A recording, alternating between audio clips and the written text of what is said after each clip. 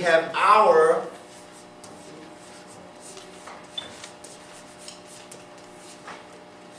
Adam. That's our Adam. Academia. What is academic? What we teach. We're going to recreate Adam for ourselves based on the scheme of God, but following our plan, because God obviously didn't know what he was doing when he created his Adam. That little clay thing, that little impressionable thing, that ain't going to work. So Iblis had to create an Adam. Satan had to create an Adam. And Imam Muhammad said that Satan is academia. Quote unquote. So you got to know these things. So that when you're in it, you don't become of it. Like Ibrahim, peace be upon him, was in the fire, but the fire consumed him not. Fire is also a symbol of education. You remember the lantern in the colleges? You created me from fire. He's saying you created me an academician. My role is in academics. That's how I'm going to get you. And the fire of my academic know-how, the fire of my academic knowledge, when in close proximity to your clay, is going to do what heat does to the clay that you put in the kiln. It's going to solidify it.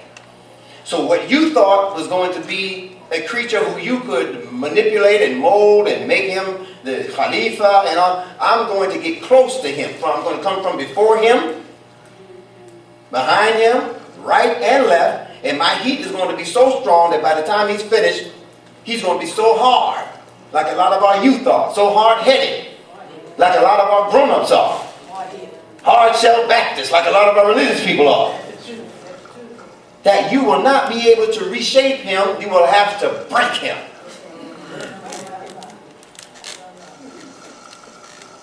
Imam Muhammad called it slaying the clay. Yeah, he said C interchanges with S. He said this before I came into a knowledge of consonantal connection. I know he was on this trail. I know it from his language. He said C interchanges with S. So clay and slay are really the same word. Just like in the word circus. Two C's, one of them sounds like an S, the first one. The second one sounds like a K. Huh? Clay is the K form of the C. Clay. So he said that Satan's objective was to slay the clay.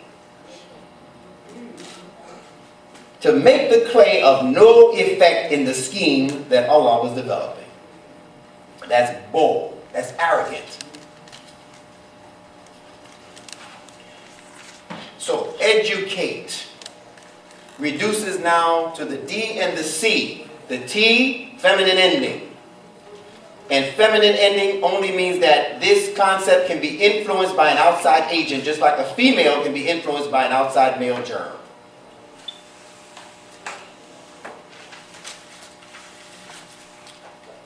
But the real root is D-C. In Arabic, that would be Dal, D-A-L, Sin. S-E-E-N. Those are two Arabic letters. That's the D and the S in Arabic.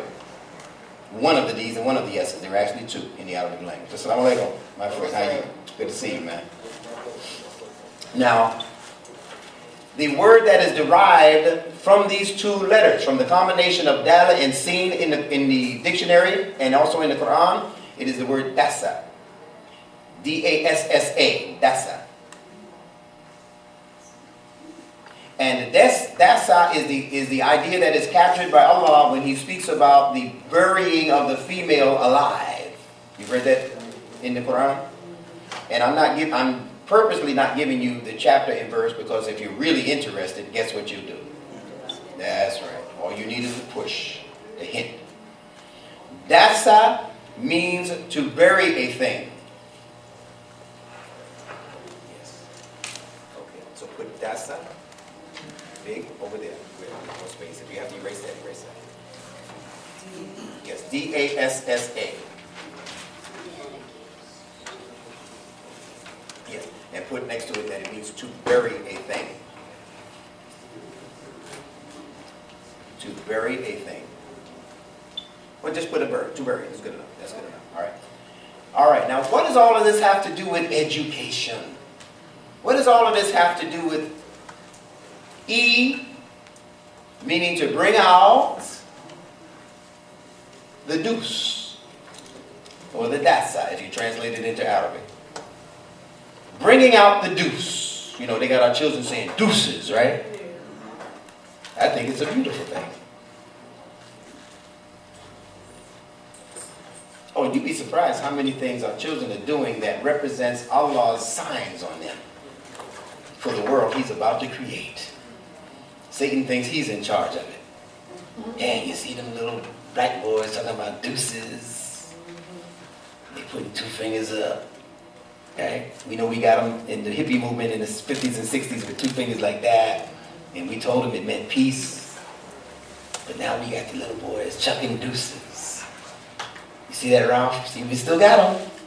No, you don't. They don't have them anymore. Our children are about to, oh man, wait till tomorrow. Wait till you hear what I have to say at tomorrow's morning session, and then leading into the big picture, which will be PowerPoint presentation at the banquet. For what I'm telling you right now, man, if you know what I know, and woman, if you knew what I knew, you would snatch children off the street and make them come tomorrow.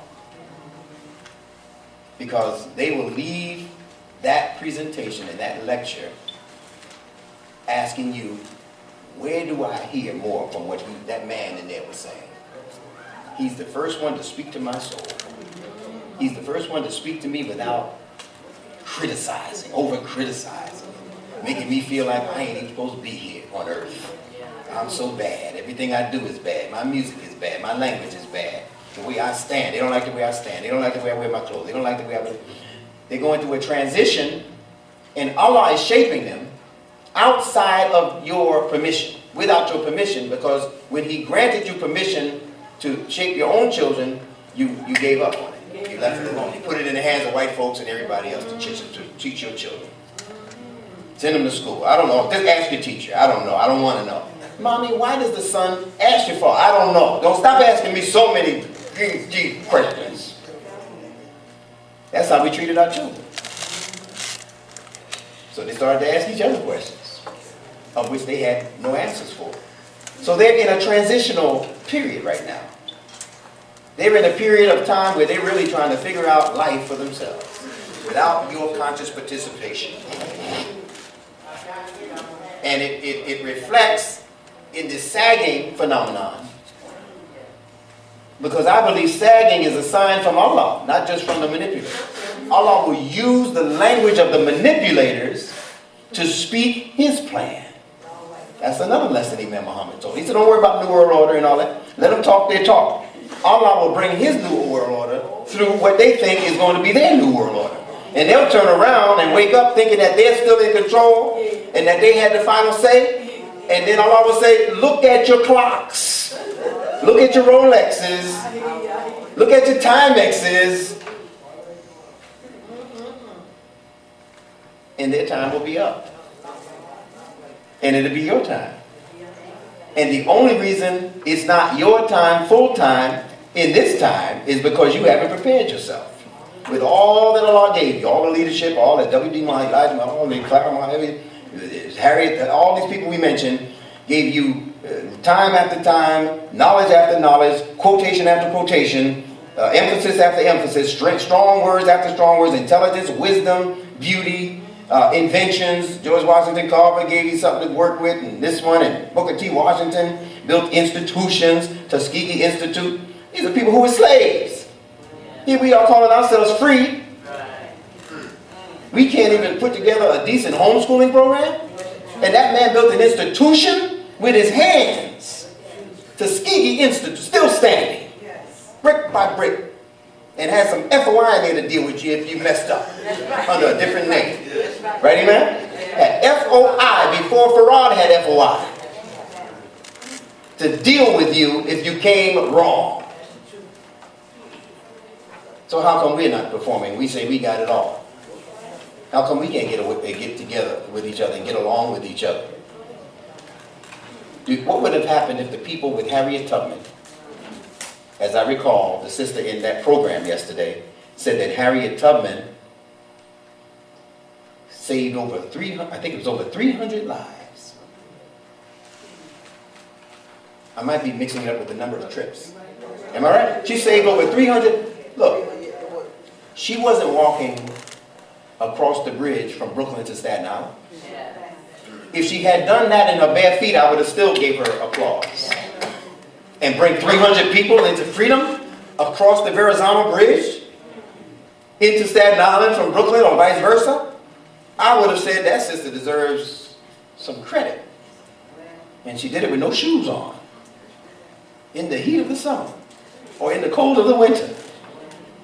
But she went from sometimes the deep part of South Carolina all the way up north into Canada with no shoes. And with a situation where it's if white folks had caught up with her and them, absolute death would have occurred for the slaves, the runaway slaves. Now she's doing this with dozens of people at a time. This is education we're talking about. She's doing this with dozens of people at a time. Imagine this in your brain. And you know she had that 45 on her side. For niggas who didn't know better. You want to turn around? You get a bullet in your back. Babies had to be narcotized. She knew herbs like our youngsters know illegal drugs.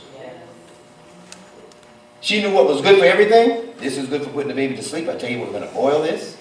And on this long trip, we're going to feed this to the baby or feed this to the mother who's breastfeeding that baby. And that baby going to be out for a long portion of this trip, because if the baby goes, ah, that might be the death of all of us. Can you imagine the pressure somebody's under in that kind of trip? People looking for you, dogs out sniffing for you. You had to race trails. You had to go through the thick part of the forest, the woods. The swamps, yeah, where they couldn't trace the scent. She wasn't on 95 North.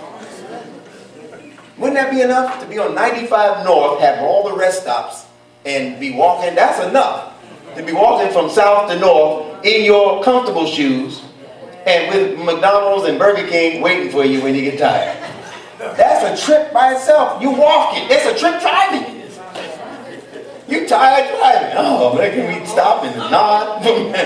Now, you're talking about terrain, swamps, dengue fever waiting for you, and white folks waiting to kill you. And you made it without losing, how many? None. No passengers. Why are we losing all our children in 2012? What are we doing wrong? Serious questions for a serious time. And Allah blessed her to make it. And the same Allah will bless us to make it when we wake up and straighten out and fly right. Straighten up and fly right. Allah will bless us to make it. That was during slavery. This is post-slavery. Allah has so many blessings waiting for our people if we just wait. You can't deliver it to the patient or to the person who's still asleep. He's just waiting for you to wake up. Hey, I got a new garment. I got new transportation. I got new education. I got new friends around the world. Friendship in all walks of life. I got that for you, my creature. But you got to wake up to appreciate it. I can't dress you in your sleep. I can't put you in your car behind the wheel with your eyes closed. And the vehicle is Al-Islam. And the motor is the Quran. We can get there with those two things. Al-Islam and the Quran. And the driver's manual called the Sunnah. And the Uswa. If you don't know how to respect the vehicle, you might not get there. Because your vehicle will talk to you when things are wrong. And if you don't understand your vehicle's language, when that little engine light goes on and you think that's nothing, oh, you'll end up in no man's land with no way to get back.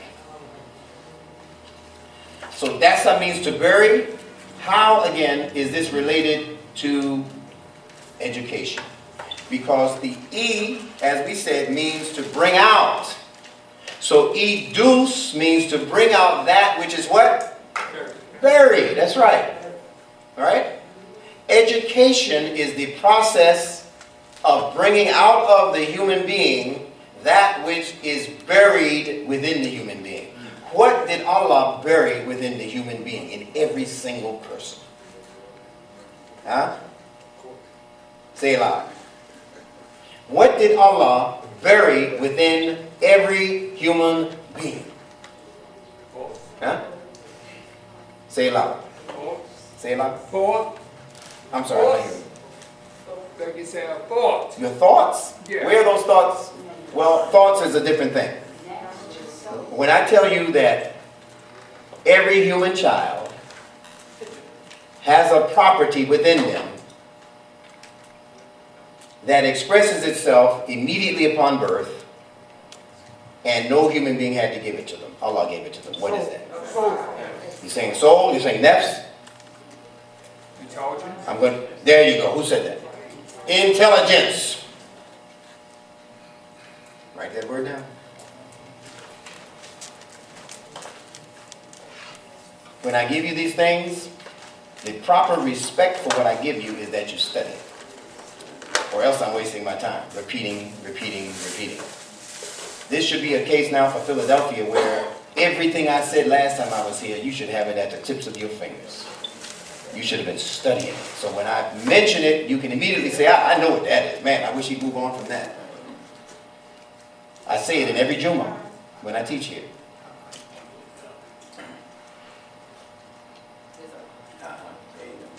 No, after the second L. L-L-I. There you go. Praise be to Allah. All right? Yes, thank you. Yes, sir. Do we go beyond Webster's? Way beyond Webster. Webster is a web designed to catch you. Allah talks about that spider in the Quran. Never look at what the world has established and think that that's the end all. Webster's has a pocket dictionary, and Webster also has a collegiate dictionary because they're speaking to two different mindsets. Right? No, for Webster, I believe his name was Daniel Webster. You know, they gave us a different Webster, black folks. A little short guy that couldn't grow. Casting no aspersions to people who are short. But when they promote the idea that he can't grow, they're telling you something. That's what Negro means. It means no growth. No growth here. And it also means they have growth, but it's no higher than the knee. It's knee growth. See, the knee, you go to the doctor, he takes his mallet, and he hits you, and you get what's called a knee-jerk reaction. That's as high as they want us to go as a people. To be people who only respond based on knee-jerk reactions. You hit me, then I'm going to get angry. But I'm not going to plan a life that will allow me to dictate my own movement outside of your prodding, like other people on earth do. We're going to create a people who are so sensitive in their central nervous system, in their emotionality, that they won't do anything until we come against them. Then they'll have a protest. Then they'll have a parade, a march. But it'll be just like the knee. It'll jerk out and it'll come back, and then we don't have to worry about them anymore. So we can fire 40-some-odd bullets into this African. And we know they're going to respond, but it's a knee-jerk reaction. Wait a couple of weeks, wait a couple of months, a couple of Amsterdam news articles later, most of them have forgotten that we shot this black man dead. Their son, the son of their parents, daughter of their parents, raped for one abroad. They done forgot. They don't even remember that stuff happened. They're so busy just enjoying the cultural menagerie that we've presented before their eyes to look at. So educe is to bring out the excellence of that which was buried, and that which was buried was intelligence, or is intelligence. And intelligence means the internal telling of the genes. The internal communication or telling of what is in the genetic makeup. The internal communication between your mind and your genetics, what your genes are prodding you to do based on the information that Allah placed in those genes.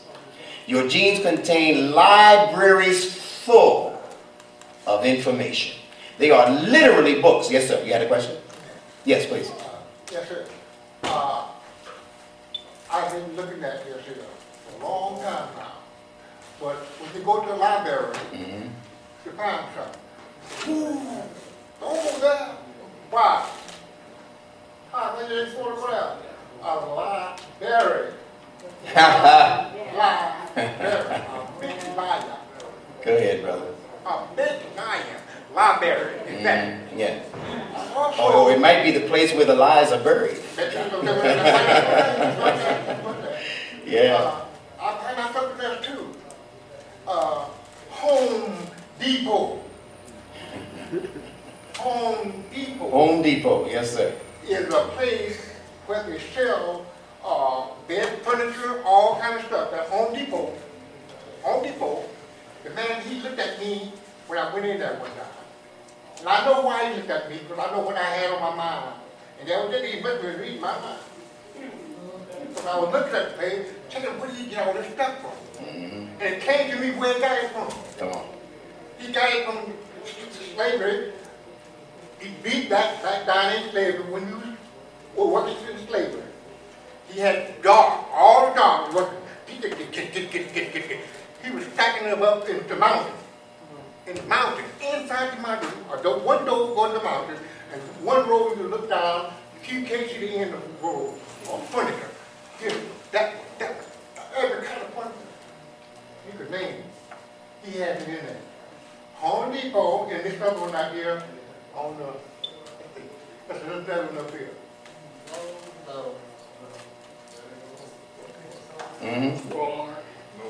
My wife was at that room. Oh. Yes. And that's my understanding about it. I've been studying this white man, us, they want to say it, put it along. And when I was a little boy, I went to the house, work at the house. Oh.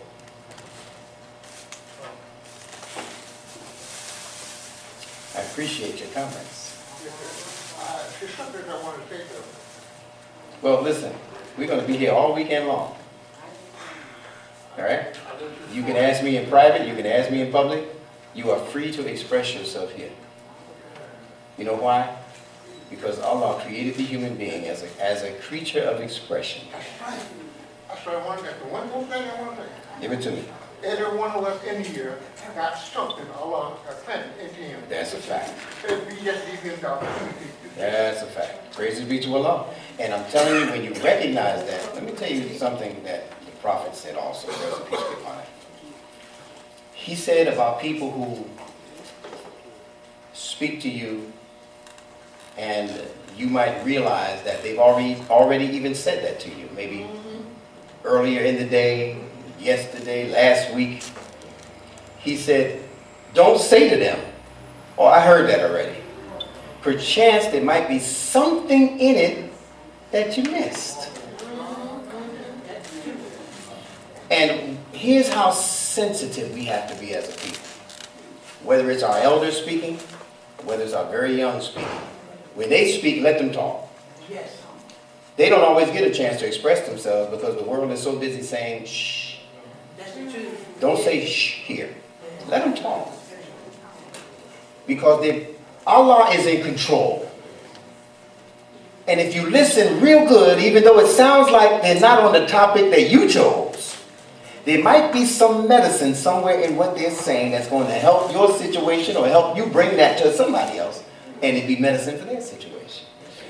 Don't be embarrassed by anything that you do here as long as your heart is good. We are family. If it were a public forum and we're in an auditorium and dignitaries and all that, okay, we don't do that there. But here, express yourself, as the song used to say. Because some people have everything that other people don't. But everything don't mean a thing if it ain't the thing you want. So express yourself. Taking the bathroom break. We'll be right back.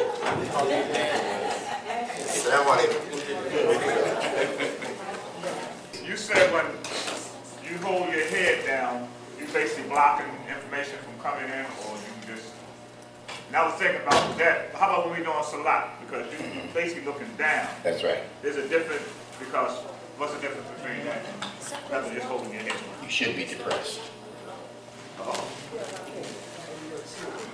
Wow. Wow.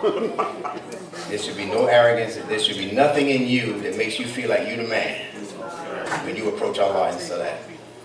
If we understood the real connection between what is going on in the Salat and what is going on in the psychology, and how Allah is using the Salat to fix you, not crucifix you, but to really fix you. Let me just, I might as well say this while people are still on their way back upstairs. And inshallah, if you hear the sound of my voice, we've begun, but I'm going to use this interim topic to make time for you to get back upstairs, inshallah. There are certain details that are taught to us, were taught to us by our Prophet Muhammad sallallahu alaihi wasallam, that many people overlook because they sound simple. We think that these are merely differences in rituals, how the ritual is performed, when in fact they actually represent differences in that are conceptual differences when all is said and done, and I'll explain what I mean by that.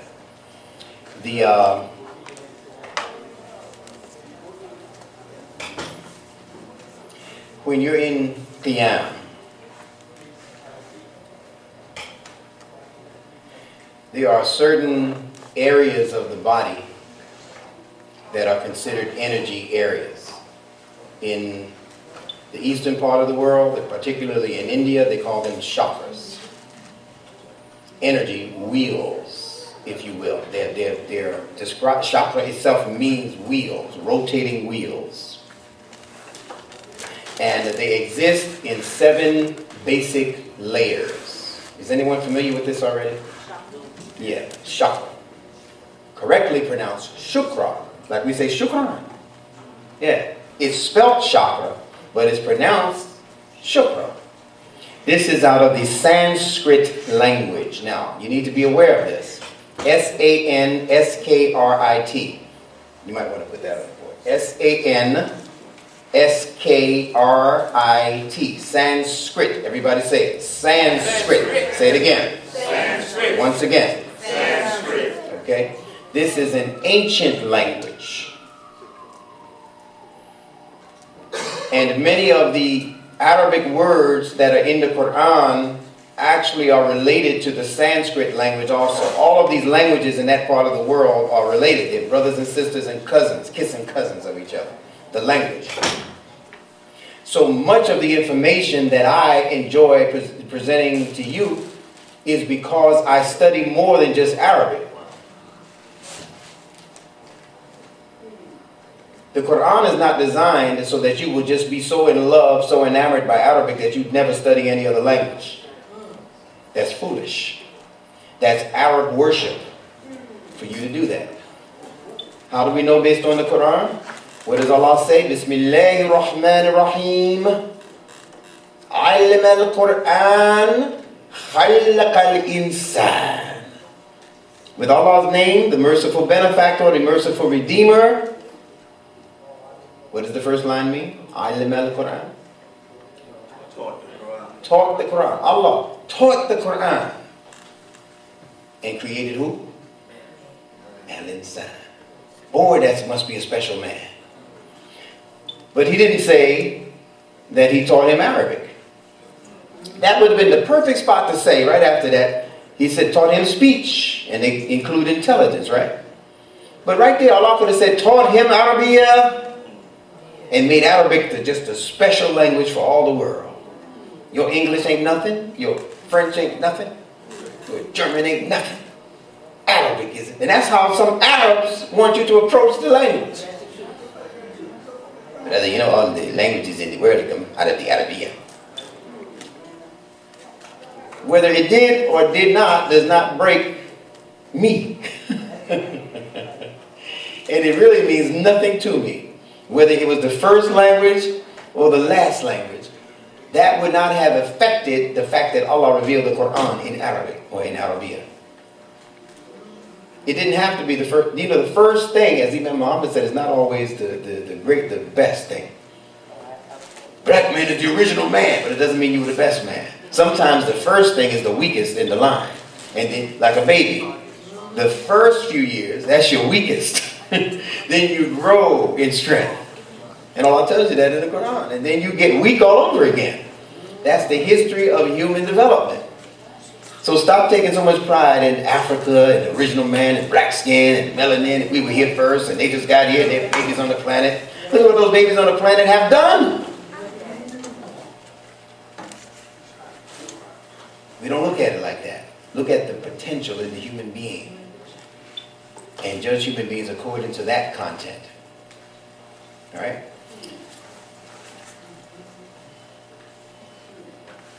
Give me the point right before that. Yes, thank you.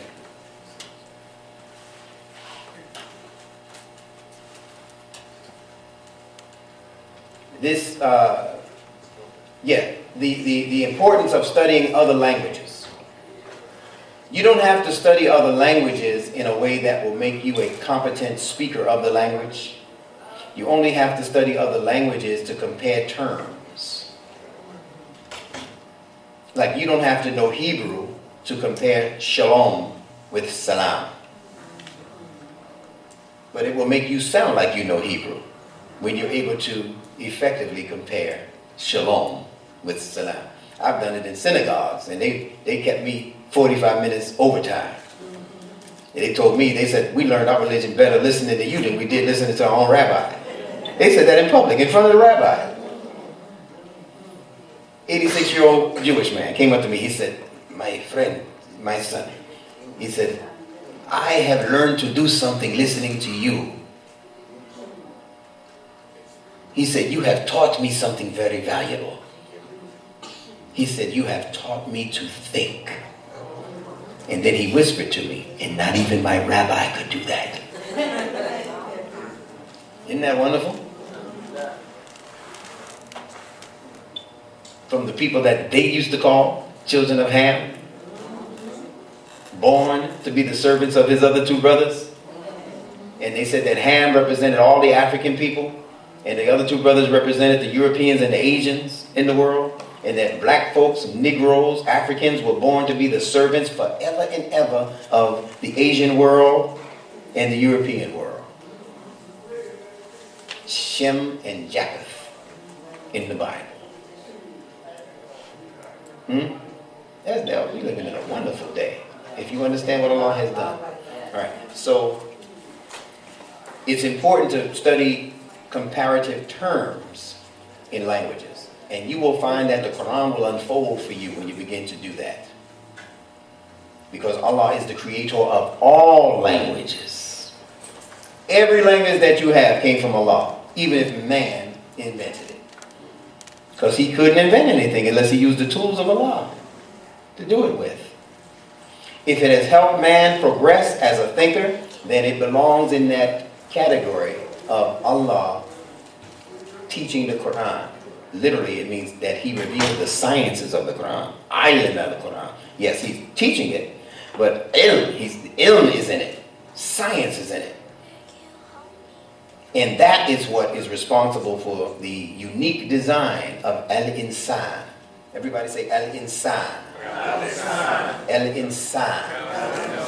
Al-insan.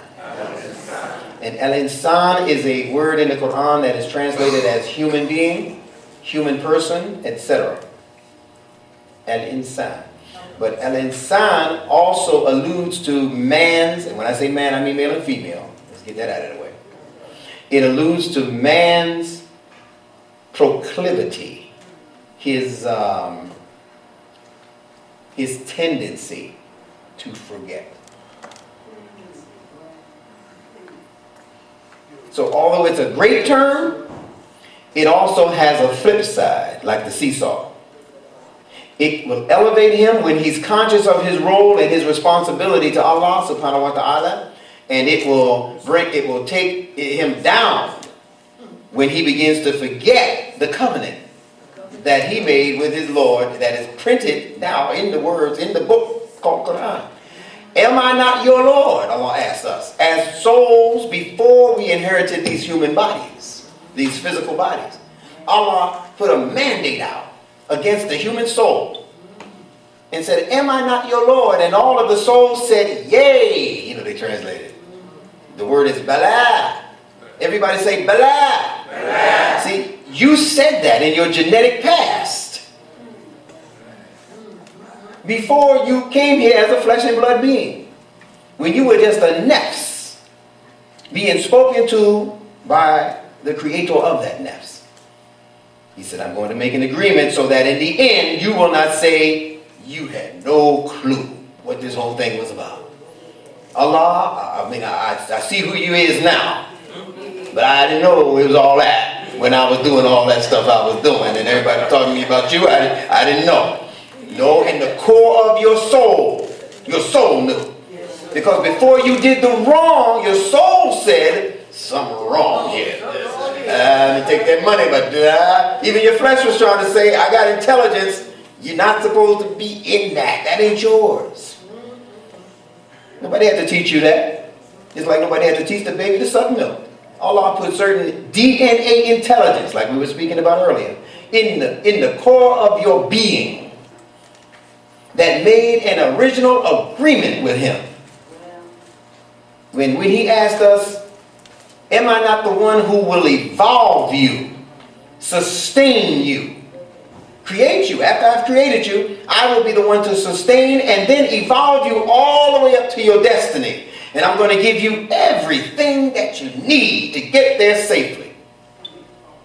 Your soul I'm talking about, not your flesh. Your flesh is going to go through problems, get aged and sick, whatever. I'm talking about your soul. Allah said he created an aspect of the soul that even Satan can't get to. And I'm going to tell you something. I believe that Allah has blessed, not me personally, but the language that he gave me to reach that part of your soul. And that's why just about everybody who hears it gets stuck. Because I'm appealing to your base dignity as Allah created you, humanly. Base dignity, meaning the dignity that the Constitution talks about in the human makeup. That man didn't create, it was given to you by your Creator and cannot be taken away. It is inviolable, as they call it. It's really unviolable. They say inviolable rights given to you by your Creator. That's the core. And they went to the Quran to get that language. Allah calls it, in his symbolism, Masjid al-Haram. You think it's just Mecca and the Kaaba. He put a Masjid al-Haram in you. He put an inviolable house of worship in you and me. And Satan can't enter it. So if we begin to appeal to that Masjid al-Haram that is latent in the souls of our children, and you know what language to use to reach that house, turn everybody, wherever you may be, turn toward the house in Mecca. Then we can begin to extrapolate out of our children that core essence that when other voices that are counteractive to that voice begin to whisper, it won't even affect them. Not in this day and time, because this day and time is the day and time of the promise. Imam Muhammad called this Yawmiddin. Don't play that cheap. How can we be living in the day of judgment? He says, somebody got to live in it. Why not you? Well, I have to be happy that I'm in it. Because it's a terrible time for the wrongdoers. But it's a jubilant time for the believers. Imam used to say, how sweet it is. Sitting around here worrying about stuff. How sweet it is. Praise be to Allah. Yes. Yeah. Yes. Thank you. I appreciate it. That's why I love people who really, really listen. And give back. Yeah, talking about the 7 levels of the chakra system inherent in every human being and how that is related to positions even in the salat, that the salat is addressing. Allah says in the Quran, He created 7 heavens and 7 in you. Like those heavens, in you. But most people go on heedless. He created ayat, signs, signals, symbols, and all of the rest in everything that He put into as-samawati wal-ard, the heavens and the earth. And He said, and like signs in you, human. But most people are dizzy. They don't pay it any mind. That's the forgetfulness that we were talking about, that al-insana can run into. لَقَدْ خَلَقْنَا الْإِنسَانَ فِي أَحْسَنِ تَقْوِيمٍ. Certainly we have created the human, al-insan, in the most excellent design or mold or organizational framework, systems analysis. Created the human being in a way that responds to systems analysis, detailed information. The human body by itself is the most complicated of all bodies, life forms, machines, if you will. No animal, no plant has the combination of factors that keep it alive and progressing that this biology does. At least 10 different systems operate in this body. You got a nervous system. You got an integumentary system called skin system. You have a skeletal system. Respiratory system. Give me the rest of them if you know. Digestive system. Huh? We said respiratory. Muscular system. Circulatory system. That right? Excretory system. To get rid of the sanitation department. In you, before He gave it to the government. That's where they got it. They got it from studying you and me. And themselves. Signs out there, signs in you, like signs. But most people pay it no mind. Most people don't know that's a sanitation system. So they treat it like something that's supposed to stay there instead of be eliminated.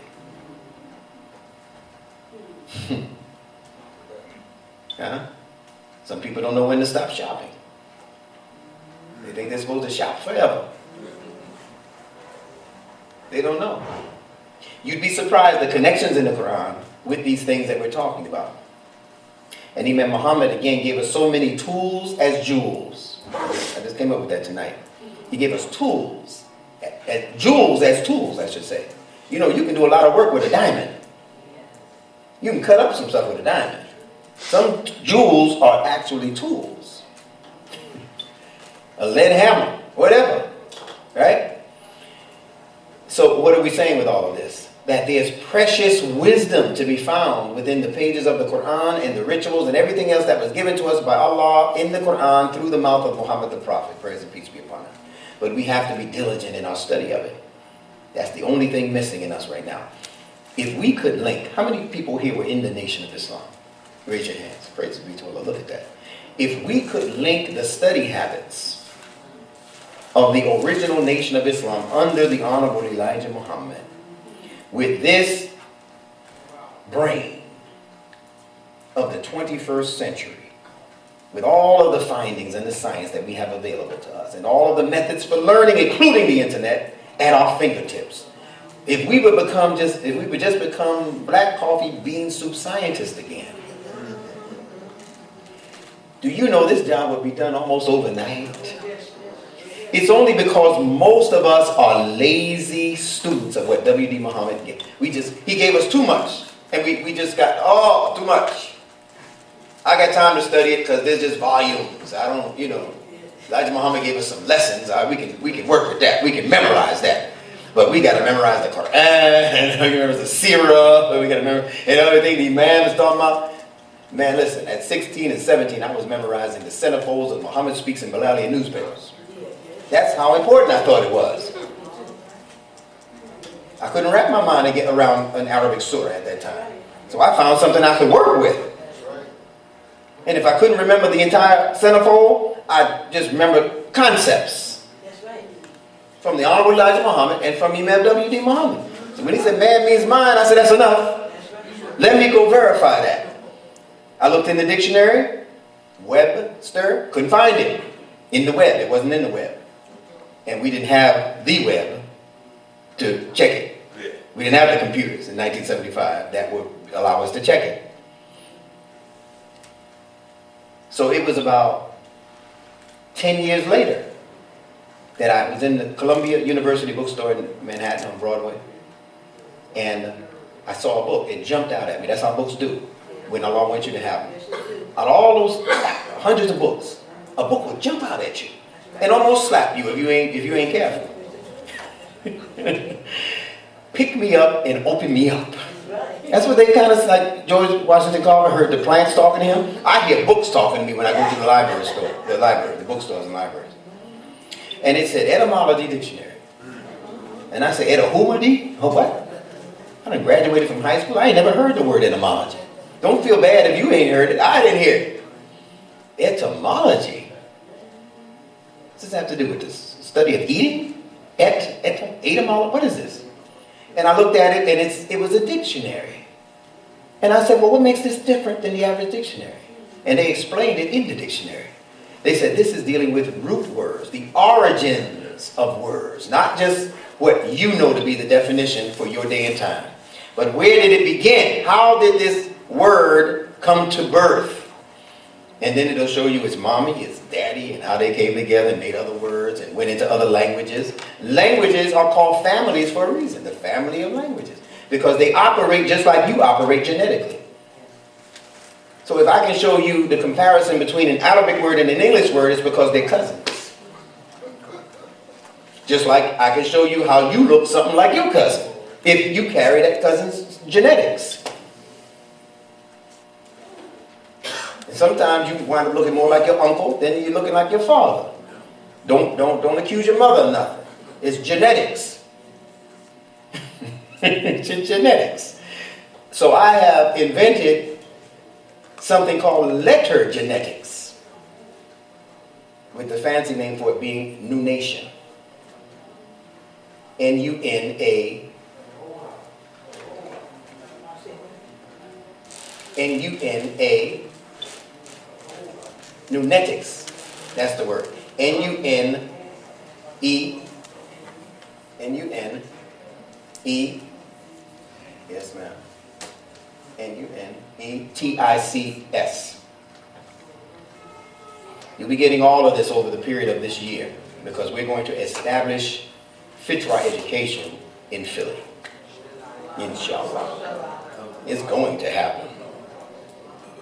It's happening already. Yes, sir.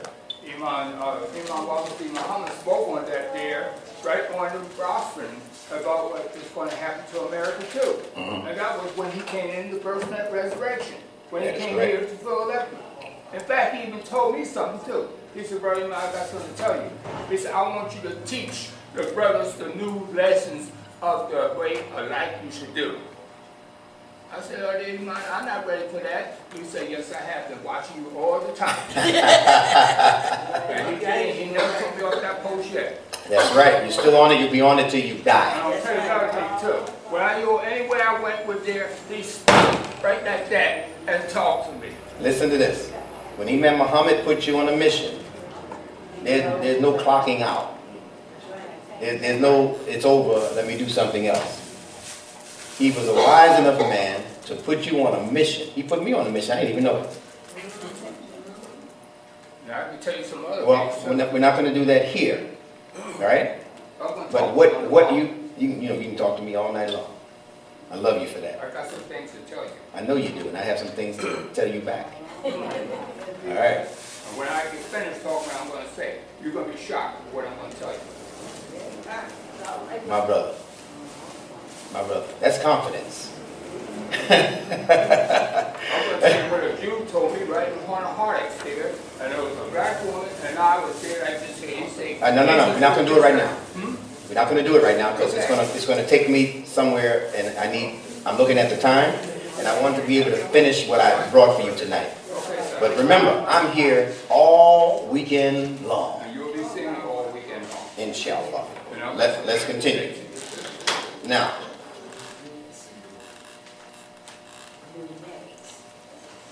well, that's just for the future. Sorry, I apologize. There's no apology necessary in this room. There's no wrong in this room. As long as your heart is right, you're good. You're good. Ain't no apology in here. No need for it. Now, in this 7-layer chakra system, the energies that are contained within each wheel are designed to graduate you internally from level to level, with the base levels being those things that appeal to your base appetites and instincts. So in other words, the bottom layer, the foundational layer, which is centered around your sexual organs, emanate those energies that are connected to everything representing your sexual orientation. It doesn't mean sex as per se. It means everything that involves itself with the replication of your life form, so that that life form can continue to reproduce itself over and over and over. In order to do that, Allah put passion in your nature. If Allah didn't put passion into human nature, we'd all be hermits. That's why Allah has to signal the man, hey man, it's Ramadan, yes, but check this out. When I take the light down, when I bring the light down, do what you do. Because when the human being can get into such a mold trying to seek holiness and righteousness that he forgets about his flesh needs. And what does Allah say? For those who are not married, fast. Because it dampens the sexual urges. These are sciences in the Quran. This is not just no halal, haram. It is halal. And then haram, if you think about the woman, it's haram. If you hold her hand, you touch her hand, brother, it is haram. Haram. And then they tell you halal is just meat. This is a funny word. Haram is everything, 90% of what you do is haram. And then you say, well, what's halal? It's the meat. We have it at the store down there. Did you go get your halal? And they don't know that smiling at each other is halal. In fact, it's sadaqah, according to the Prophet. It's free gift, it's charity. And science has recently done a study of smiling and said we need to go to the hospitals and begin to smile at the patients because they found out that it was helping them to recover. Huh? See, it's another one of those things. Head down, depression. Smiling, difficult to get an evil arrow past that target. Just smile. See, it makes it impossible for anybody to say, I don't have any sadaqah. I don't have any charity. Brother, I've seen you in the masjid, you met the masjid, but I don't have any charity. I don't have any charity, man. You never have any charity. I ain't got no charity, man. I'm poor. I'm broke. I'm almost out of doors. I ain't got no charity. Check this out, brother. Smile. You just gave charity. See, Imam Muhammad said that Al-Islam is for the strong. Listen to this. This is a quote. Imam W.D. Muhammad said, Al-Islam is for the strong, however, it accommodates the weak. Boy, that's mercy. This book ain't for no weaklings. This ain't the book of weaklings, and then some of it gets distributed to the strong. Some of it gets distributed to the wise. No, look at the Sahaba of Muhammad. There weren't no weaklings. They were weaklings, we wouldn't be sitting here talking about it. Those people were valiant, courageous men and women. And children. Ali was just a child. What, 12, I think? 11? 10 when he was introduced to the message, the revelation of his cousin, right? The prophet. And at 10 years old, You know 10 is a symbol of consciousness, right? 10 years old, he said, La ilaha illallah, and you are it. You the messenger of whoever this Allah is you about to introduce to this world. And I'm with you. Slept in the bed when they came to kill the prophet. Ali was up under the covers. How you like me now? Peekaboo. I ain't the one you're looking for, am I? And they could have killed him just for that. Well, I tell you what, you ain't the one we're looking for, but since you pulled this prank, we're going to take you out of here. But Allah protected him. Beautiful history in this deen. Boy, there's so many things. We need to come back and just talk on this seerah for a 3-day weekend. All right? So these are connections that are made in the human system via the chakras that are designed to take the human being internally up the ladder of internal growth and development and success. So without going into what each of the chakras mean, just understand that the base ones deal with your base nature. And they become more and more, there's words for it that I won't use because then I'll have to go into a whole thing explaining them. I'll use this word, refined.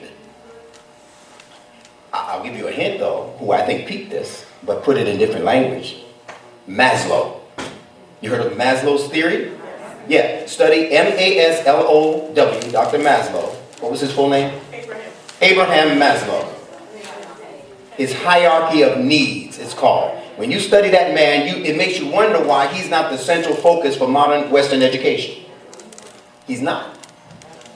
Some of you won't even, unless you are trained as an educator, you might not have even heard of him. But he has, in my opinion, the most significant method for educating human beings. Until we introduce what we're about to introduce. He's holding the line. Alright? So you have the center chakra also. You have a chakra over your midsection, your abdomen, interesting word. Abd. Omen. Abd, what is that? Yeah, and that's exactly what your midsection is. Do you know that all disease begins in this section of your body? This is the science. Al-Islam brought these sciences. And they took the words and they mixed and scrambled the words so that you never get the message. And then you have what happens above there in the heart region. You have the heart chakra, which deals with those issues of love. And once you study love as it is presented through those people who give you the concept of what this chakra represents as an energy center, you'll never go back to this foolish idea of love that this world sold you. That is just this willy-nilly feeling, this fluffy feeling. You see somebody and you just fall for them. You don't even know them, but you love them. And that's how they got a lot of our youth. They're oriented like that. She's fine. That's why I love her. But I'm going to tell you, that same one who you thought was so fine, 2 weeks of her personality will render her one of the ugliest people you have ever met on earth. You look at her and can't stand to see her coming. So here that sister coming, you know. If I have 10 minutes worth of conversation with her again, I'm through. See, we can't let this world decide for us what beauty and ugliness is. These are paradigms that we have to shift. It's messed us up so bad because they'll put a Beyonce and this one and that, and they'll say, People magazine, the most handsome man on earth, you know, the most beautiful woman of 2012. Who the hell are they to decide who's beautiful based on some flesh? What have they done for anybody lately? Half of them don't even communicate with their families anymore now that they become famous.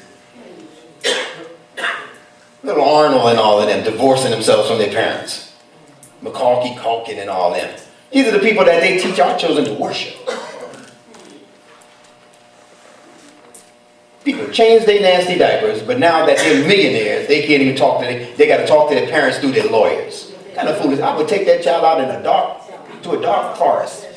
And one or both of us ain't coming back. If one comes back, you know who that's going to be. That little sucker will be left hanging by their drawers on the highest branch in the forest. They're sagging anyway. Take advantage of it.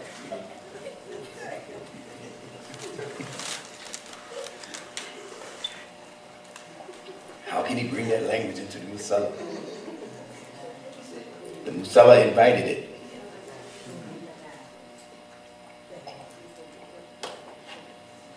I have to combat all the foolishness that they're telling us when we leave here. When you turn the television on, when you turn the song on, it's giving us some outrageous language and some outrageous concepts. Well, I have to fight fire with fire a little bit, especially when our youth are listening. They need to know that this is as real and more real than what they're hearing out there. In fact, that's the fantasy out there. This is the real deal, what we're talking right now. All right.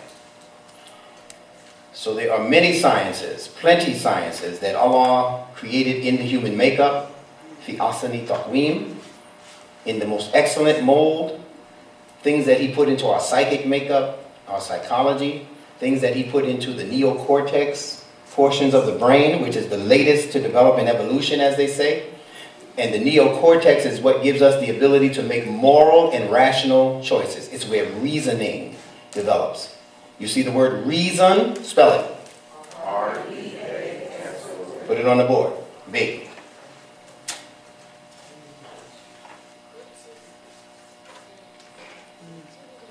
Then split it down the middle. R-E-A/S-O-N. You see that?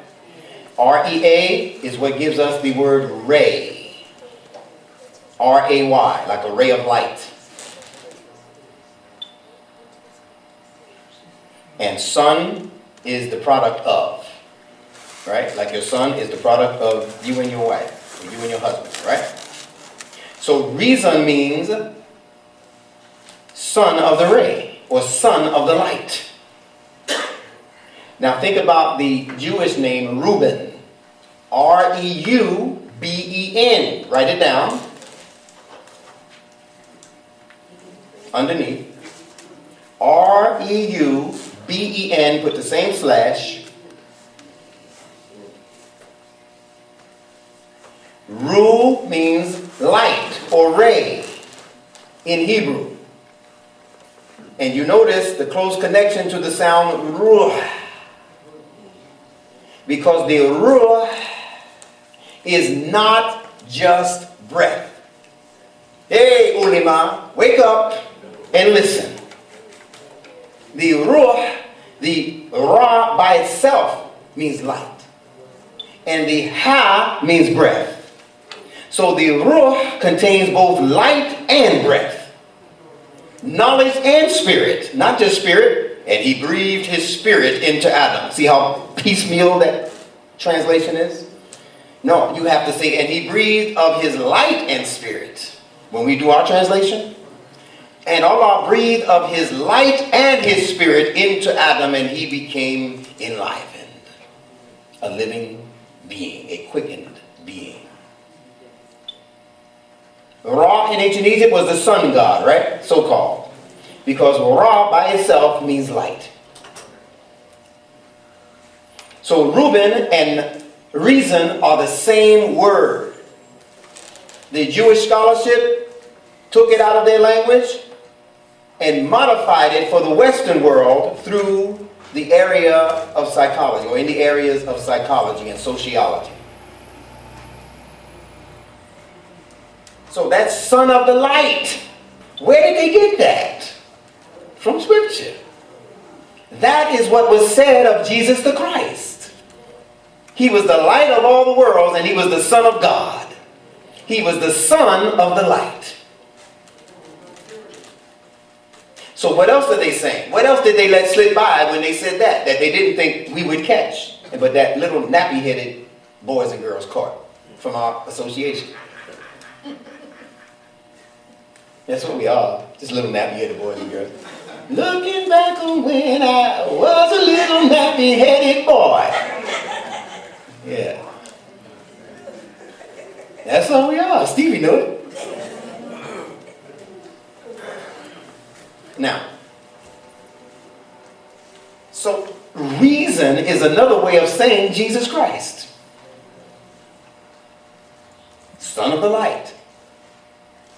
Samson is another code word for the same thing. Sam means son. Like in Arabic it's Shams. In Hebrew it's Sam. Sam, son of Sam. You remember that one? The 44 killer? It's satire. So Samson means son of the sun, son of the light. Sam means light. In Arabic, Shams. Hebrew, Sam and Sem, like Semites. They're saying they're children of the light. Alright? And son, product of. So those are all words that relate to the concept of Jesus the Christ. So what then is the real crucifixion of Jesus? It's when they kill in you your proclivity for reason. Your natural affinity towards using reason as the most civilized method for bringing human beings up into human progress and dignity. You have to have reason to do it. You can't do it based on emotionalism. And if your reasoning is dead, then the only other aspect in your development, your internal development, to take the lead is your emotionalism. And people said, I did it out of emotionalism because I wasn't thinking. Thinking is reasoning. Huh? Yeah? So they kill in you the rational and the moral properties that are intended to regulate your intellect. See, intellect is based on morals and reasoning. In symbolic terms, water and sunshine. Morals, symbolized by water.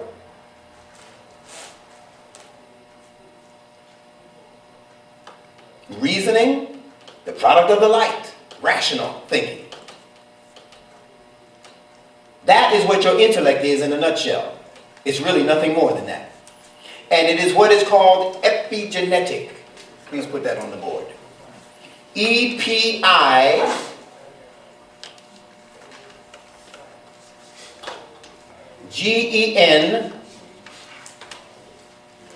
epigenetic.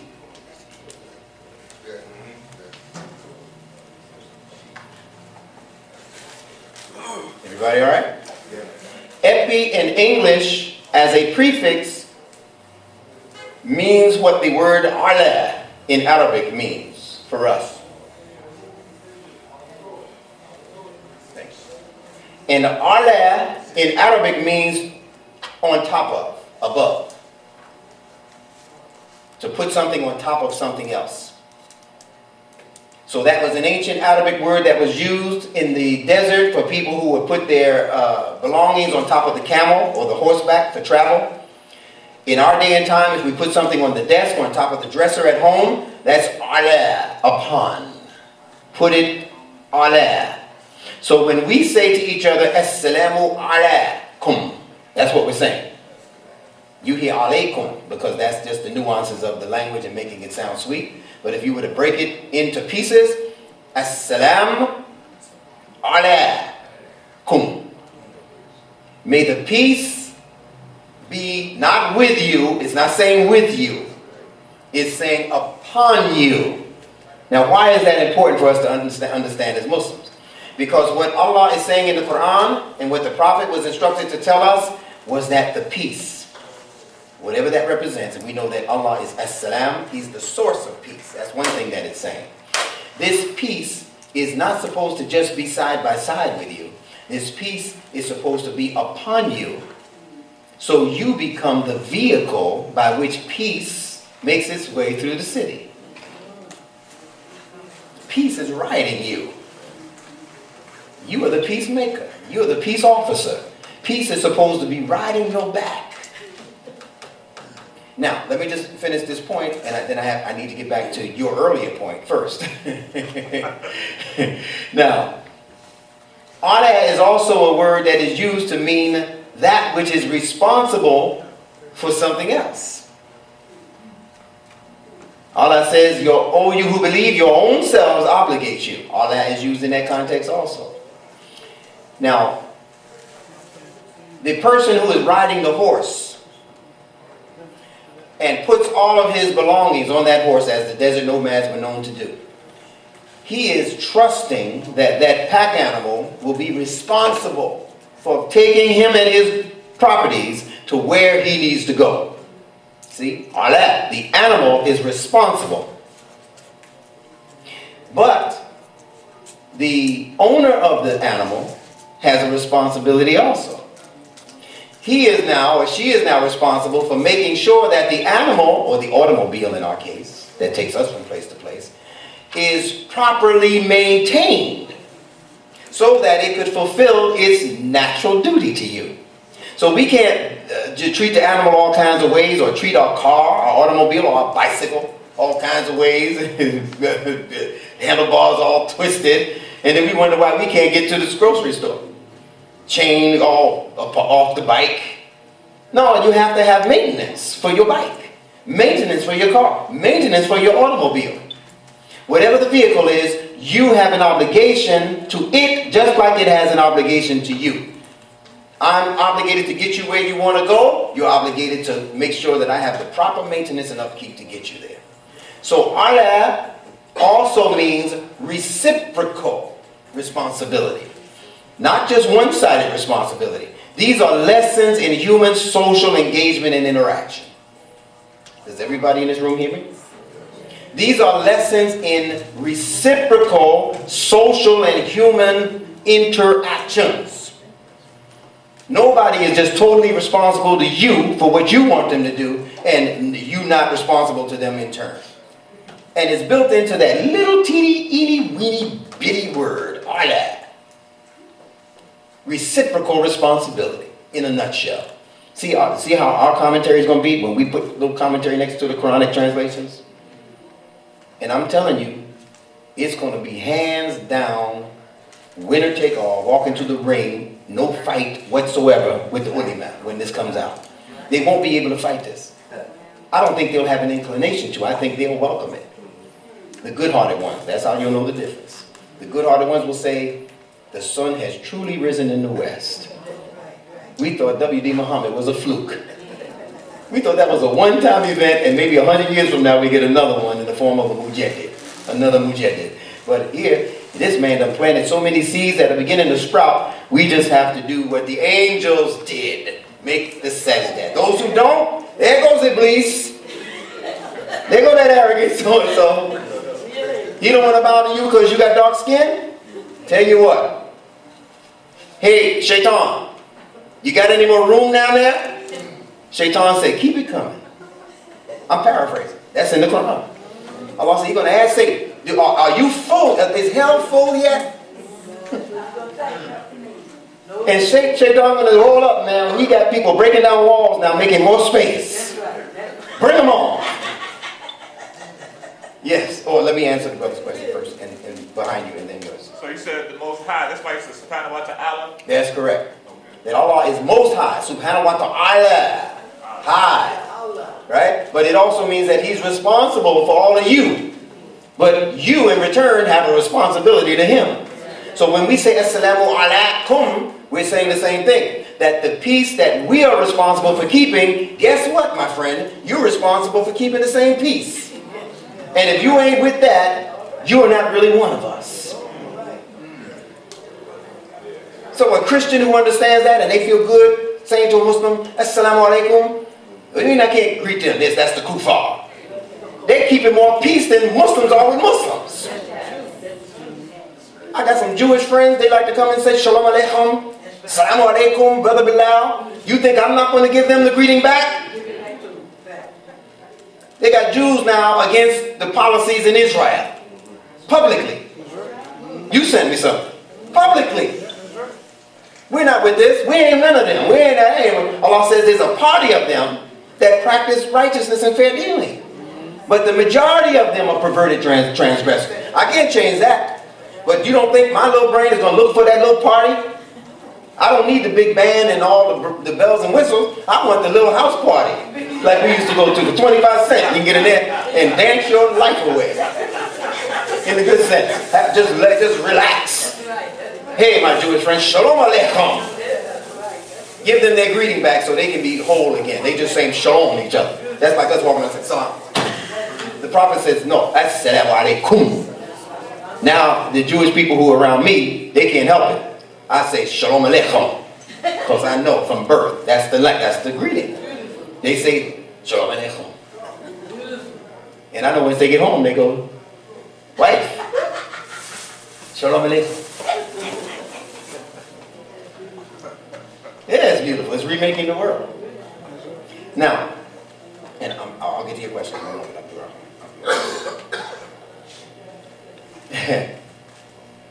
Reciprocal, I'm pressing that, I'm pushing that, because our souls need to hear that. Your own souls, your own nafs obligates you. That's Allah in the Quran saying that. You are obligated not by your mommy, not by your daddy, not by your imam, not by your sheikh, not by your teacher, not by your wife, not by your husband, not by your children, not by your neighbors. You are obligated by your own nafs. Your own soul obligates you. So what does that mean? If you do not fulfill the requirements that Allah instilled in your original self, you will send yourself to hell. And you can't blame Allah for it. And He tells you that in the Quran. He said it really is not even me punishing them. They're punishing themselves. What's up with this? I gave them all the tools to reach paradise and made the way easy. Made some difficulty, but I designed the difficulty to produce ease. What kind of people are these? Blazing fire. Paradise. And there they're talking about let's make a deal. They got Monty Hall and everybody else there. He said, well, can I at least see what the hell is? I see gold and riches and gold chains and fur coats, big BMWs, Mercedes in that fire. I just want to know what that's like just for a little while. I don't want to stay there. I just want to know what that's like. Trust what your prophet said. He described it to you. He visited that. You want to go for yourself? Good luck, buddy. And when you draw back a nub, don't be looking at us. Yes, sir. You know, I try to practice, being reciprocal. That's what I do. And I have this discussion with people, when I speak about being, you have to be reciprocal. And a lot of people will say, well, if you don't do it from your heart, you ain't doing it. But people use that and they become manipulators, right? And they'll use you, and instead of being, equal exchange. Not that you did anything for any, I would say selfish reasons, but if you give and if you're in need, or I think that person should be reciprocal to you, fact, naturally. Because being in the political thing, these people use you, and you'll give all your energy and your time and some of your resources, and they say, well, did you do it from your heart? And they'll use that. Yeah. You're saying something that's very important, especially in relation to our children and how they grow and develop. If you're a child, if you remember when you were a child, or if you study your children, you'll understand that if a stranger who's a child approaches another child and wants to play with that child's toy, they will usually bring a toy of their own and say, you want to play with my truck? Yeah. Can I play with your cars? It's reciprocal. It's in your nature. But if you don't nurture it correctly, it can become manipulation. So I know what they want. Therefore, I will dangle out in front of them what they want, and without them knowing it, I'll take all that they have. See, it can reach a level of manipulation that is not fitra-based. So we have to look at these developments in the life of our children, in the life of their psychic makeup especially, that 95% subconscious we were talking about. And we have to begin to introduce concepts or ideas that once they go, it's like medicine. that you have to introduce in order to correct the internal problems that this world is causing in the minds of our children, first and foremost. And then you have to begin to give them the correct methodology for correcting those internal problems. What they're seeing in a lot of our children, and I'm going to speak on this more tomorrow, not tonight, but what they're seeing in more of our children is actually, see, what is Allah says He puts blinders on these people, right? Over their eyes is a veil, right? So don't expect the people who have been in charge, who have messed up the world, to see things correctly and report accurately. What they see in our children that they call, that they reduce to a word called uneducable. You got to scare you with these words? I'd like to just tell you that your child has been acting up in school and he is actually at the point now where we have considered him to be uneducable. That means we can't educate him. We can't pull nothing else out of him. It's all buried and the lid is sealed. Because they don't know how to reach his DNA. Imam Muhammad said what? He's going to begin speaking to the African American through his genes, his DNA. He said because speaking through his conscious mind ain't quite working right now. So we got to look at all of these things that we've been blessed with as information and begin to design a science for reaching our own people, tailor-made for our people. They tailor-made slavery for us. Why can't we tailor-make freedom for ourselves? They came to our people with a conscious plan to dumb us down and to remove every lurking sense of intelligence from our being. And the only thing that survived was what Allah allowed to survive in the DNA. All of the cultural constructs, how we dressed, how we ate, how we thought, how we felt, how we fell in love, how we fell out of love, how we married, how we divorced. All of that was ripped off or ripped out of us. And the only thing left was what they deposited in us. And we were still good people during slavery and during Jim Crow. We were still good people after all of that contamination, all of that emptying of the vessel. We were still moral people. You couldn't walk through the South and past Miss Betty's house and Miss Betty come out and you as a young person not say nothing. That's almost asking for death. If you had to say, good morning, Miss Betty. How was you this morning? I'm good, child. How you? How your folks? How your folk? Where your mama at this morning? She down the way. You want me to tell her? You want me to say? No, son, I want you to just... They'd have a communication. There was no generation gap in black folks. Not even during slavery. But not to mention, but only what the white man wouldn't allow. He wouldn't allow us to talk to each other.